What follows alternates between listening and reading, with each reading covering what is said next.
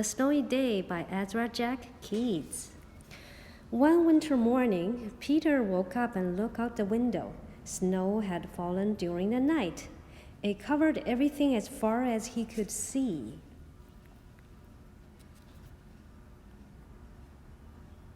After breakfast, he put on his snowsuit and ran outside. The snow was piled up very high along to make the street to make a path for walking. Crunch, crunch, crunch. His feet sank into the snow. He walked with his toes pointing out like this. He walked with his toes pointing in like that. Then he dragged his feet slowly to make tracks. And he found something sticking out of snow that made a new track. It was a stick. A stick that was just right for smacking a snow-covered tree. Down fell the snow, plop, on top of Peter's head.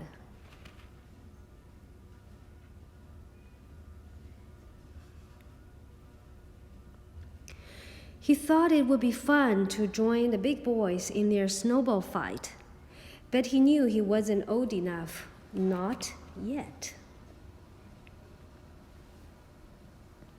So he made a smiling snowman, and he made angels. He pretended he was a mountain climber.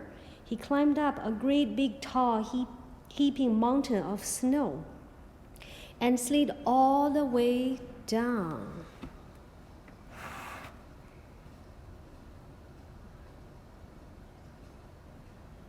He picked up a handful of snow and another, and still another.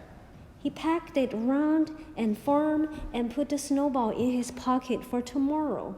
Then he went inside his warm house.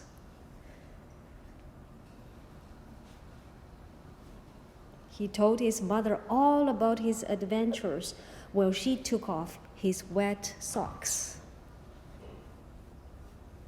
And he thought and thought and thought about them. Before he got into bed, he looked in his pocket. His pocket was empty. The snowball wasn't there. He felt very sad.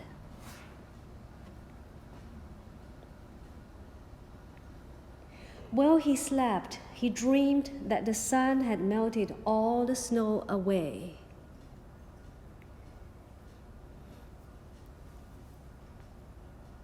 But when he woke up, his dream was gone. The snow was still everywhere. New snow was falling. After breakfast, he called to his friend from across the hall, and they went out together into the deep, deep snow. The end. Hi everyone, welcome to our Early On Family Center video. So it's our winter season. We just read the story, The Snowy Day. Now we're gonna do a winter sensory bag here, a snowman sensory bag that you can do at home when we have a snow day. When you're stuck at home, we can play these sensory activities. So I'm going to introduce the materials that you will need for this activity. You can use hair gel or hand soap if you have colored hand soap. I'm gonna to use dish soap because I have green dish soap. Anything that is gel-like.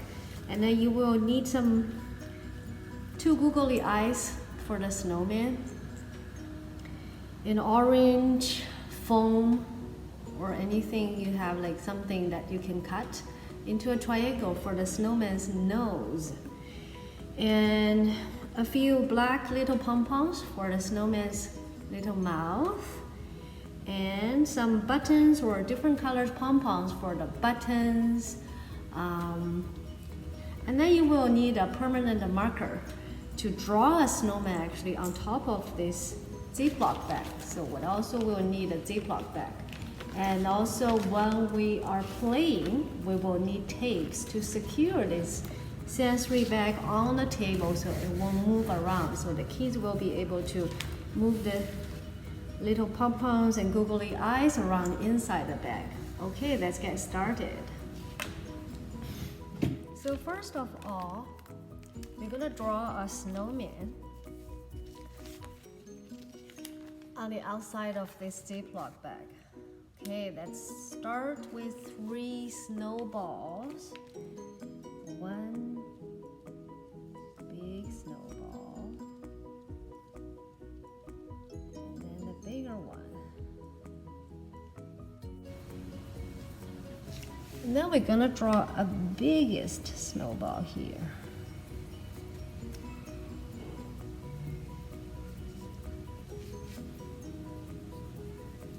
Okay, and then maybe we can draw 2 arms and hand. When you make snowman, usually you use sticks to make arms and hands for the snowman, right?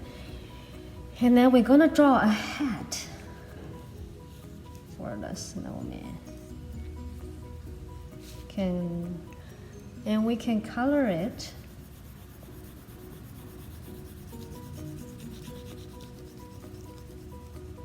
to a black hat. So this step, I think parents can help with this step. This is the preparation for our snowman sensory bag.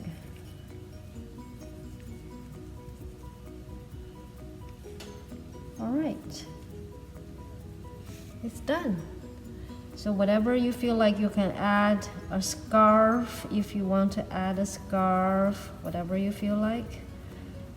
So that's the preparation we need to do. And then we leave the face empty. We leave the snowman, the belly and the body empty, so we can put the buttons, the eyes, the nose, and the mouth. Okay, so now the second step,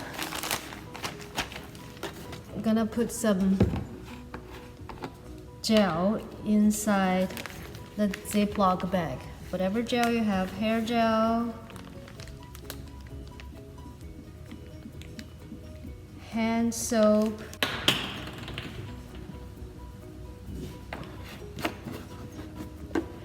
it's better to use a color that's other than white, because snowman, we're gonna play snowman on top of a white paper, so it's gonna to let the snowman stand out. And now we're gonna drop all of our pom-poms, googly eyes, and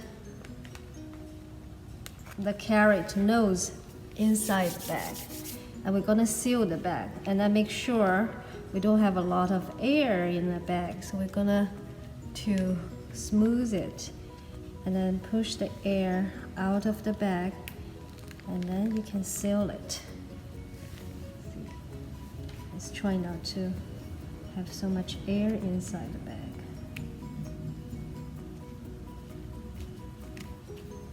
Let's push the air out. Okay, so now this snowman sensory bag is ready to play.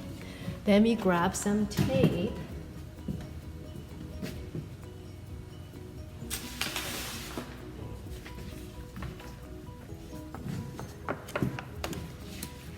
And I'm gonna have a white background underneath. And when for your little ones to play, you can use the tape to secure this bag on your table, both the top and the bottom. So the bag won't be opened up for a big mess, and also it's for kids when they are moving the gel around and then the bag is secured. Okay, now that's the fun part. Now the little kids can have fun, play with this sensory bag and make their own snowman. Okay, let's see. First, I'm going to put those two googly eyes here. So our snowman has two eyes. And then here, look, did you see the orange nose? I'm gonna move the orange nose to the snowman's face. So it's very good for the eye-hand coordination because they are trying to push things to the place that they want. And it also is very good sensory activity. It's gel moving and it's cold, the temperature is cold and it's nice texture. And now the little one can choose what color they want, what kind of button they want put for their snowman. Oh, also, yeah, I forgot their snowman's mouth. Let's use the black pom-pom for snowman's mouth. Let's push those black pom-pom up. Another one here. Okay, those pom-pom are a little bit big, but they work. See, it's not easy to push those pom-pom up. You have to coordinate with your two hands. Okay, so now we have a big smiling snowman here, and it's time to put some buttons for our snowman and decorate our snowman however you want. All right, look, it's fun. They can play this for a long time. If you want, you can put some snowflakes inside. And then we can move the gel a little bit away so we can see the white background. So look, our snowman is all done. It has eyes, nose, mouth, and the beautiful buttons on his body. Okay. Do you want to make this snowman at home? Yeah, try this activity at home on a snowy day.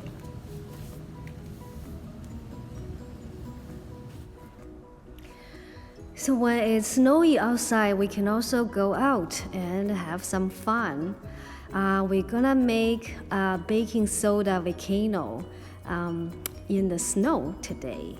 So that's all the ingredients we will need. We will need white vinegar, food color, baking soda, dish soap, a cup or a glass jar, spoon, like tablespoon, because we're gonna measure the baking soda and the dish soap into the cup. Okay, let's get started. So if you find a good pile of snow outside, you can start to dig a hole on top of the snow because we're gonna pretend to make a volcano. So we're gonna dig a hole. It has to be deep enough for us to put our cup or our glass jar inside.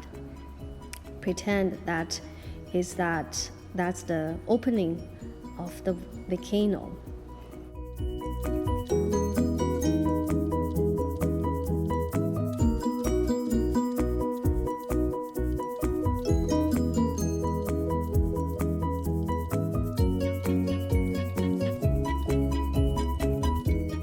Now we put the cup inside the snow and we're gonna hide it.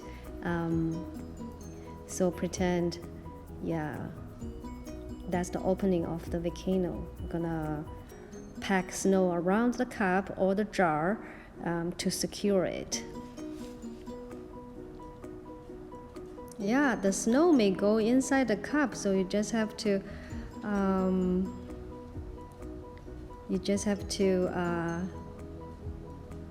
pour it out. Yeah, that could happen.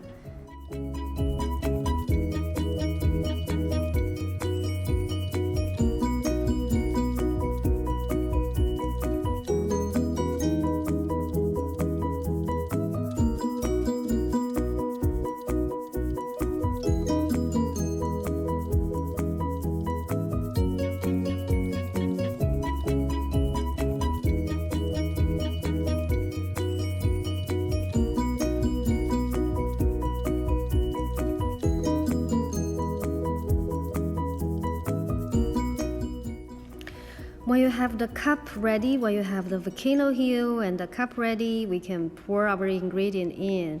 But you can also have the ingredient ready in the cup, and then you can secure it in the snow. But also, as you can see in our video, the snow may get into the cup. That's why we put the ingredient later. So we put 2 spoonfuls of baking soda, but you can also put more, like 2 tablespoons of baking soda. And then we're gonna put 1 spoonful of dish soap, just regular dish soap. So it will make a lot of bubbles and foamy, like lava-like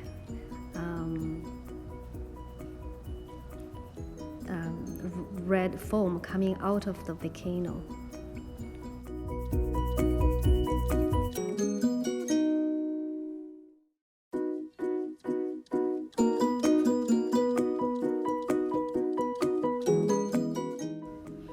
And then we put some red food color in it. If you have other color, you can also try, but red color really look like a lava from coming out from volcano.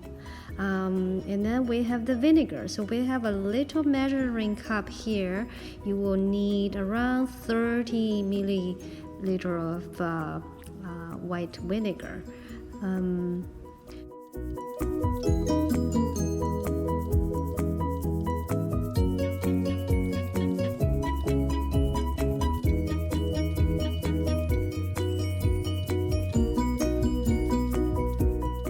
Soda, food color, and the dish soap in.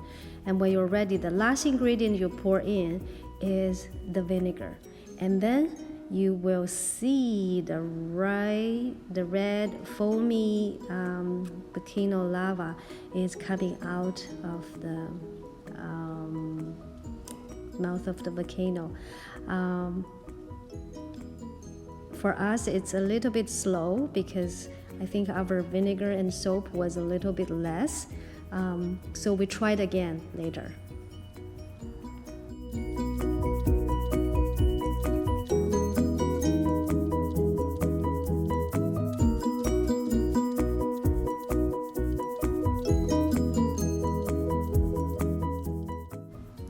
We also tried baking soda and food color in a cup, and then we put only vinegar inside without the dish soap, and then we don't have that big foam coming out. See, it's went down very quick.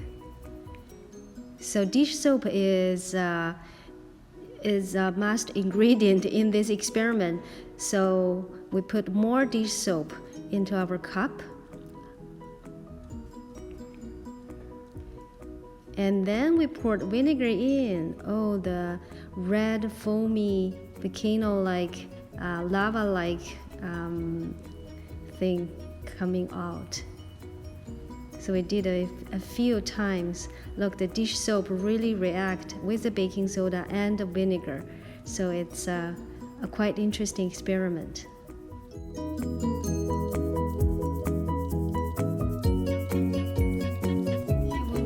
Another activity, it's called counting with trains and snowflakes. Kids love trains, so we're gonna make some trains and we're gonna count with snowflakes. You can get those snowflakes from dollar store, or you can if you can cut little snowflakes or little stars, because it's winter, we're gonna use snowflakes. We will need markers, glue sticks, and scissors. So we're gonna use 2-color construction paper. If you have scrap paper, you can use your scrap paper. And we're gonna fold the paper to make a train. So we're gonna fold them first, and then we will use the scissors to cut them.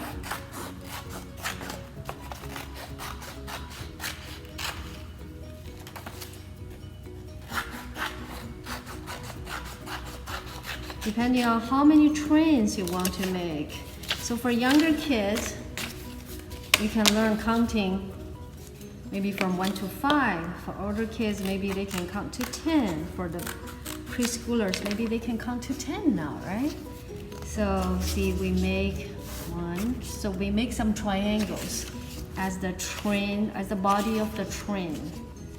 So here, we will start with 6 trains. So what else we need? We will need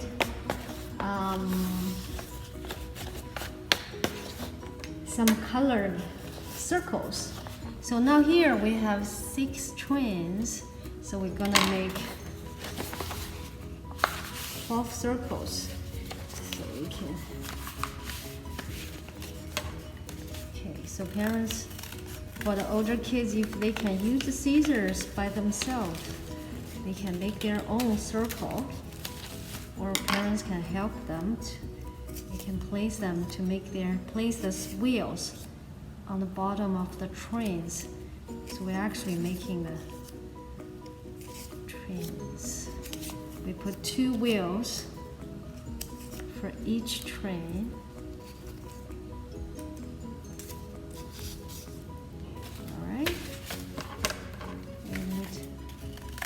Few more,